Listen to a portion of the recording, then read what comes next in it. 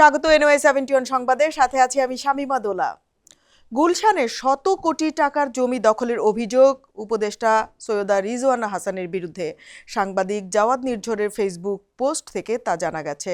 নির্ঝর লিখেছেন, পরিবেশ উপদেষ্টা সৈয়দা রিজওয়ানা হাসান ও রাজুক চেয়ারম্যান রিয়াজুল ইসলাম মিলে রাজধানী গুলশান নিকেতনের 25.5 কাঠা জমি দখলের পায়তারা করছে। নিকেতনের 2 নম্বর গেটের পাশে হোটেল সুইস হোটেল এর বিপরীতে এই জমির অবস্থান। শত কোটি টাকার এই দখল জমিতে মঙ্গলবার কথিত লেডিস ক্লাব ও পার্কের নামে এর উদ্বোধন করবেন উপদেষ্টা রিজওয়ানা হাসান।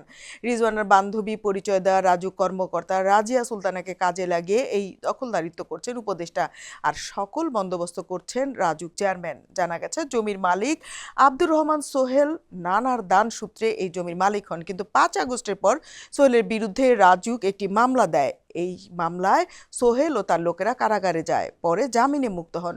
সর্বশেষ একাধিকবার বিষয়টি নিয়ে রাজুক চেয়ারম্যানের সঙ্গে বৈঠক করেন জমির মালিক আব্দুর রহমান সোহেল, কিন্তু সমাধানের আশ্বাস দেওয়া হলে তা না করে উল্টো উপদেষ্টাকে কাজে লাগিয়ে জমি দখল করে নেওয়া হয়। এরই মধ্যে সোমবার রাতে হঠাৎ বুলডোজার দিয়ে রিজওয়ানার বান্ধবীর নির্দেশে রাজুক সেখানে থাকা স্থাপনা গুড়িয়ে দেন। মঙ্গলবার দখলকৃত জমিতে পার্ক ও লেডিস ক্লাবের উদ্বোধন করবেন রিজওয়ানা। তার আনুষ্ঠানিকতা শুরু হয়েছে। জানা গেছে, পার্কের নামে দখল করে সেখানে দোকান তৈরি করা হবে, যার একটি অংশে রিজওয়ানার লোকজনকে বসানো হবে। এখন এ পর্যন্তই। NY71 এর সাথেই থাকবেন।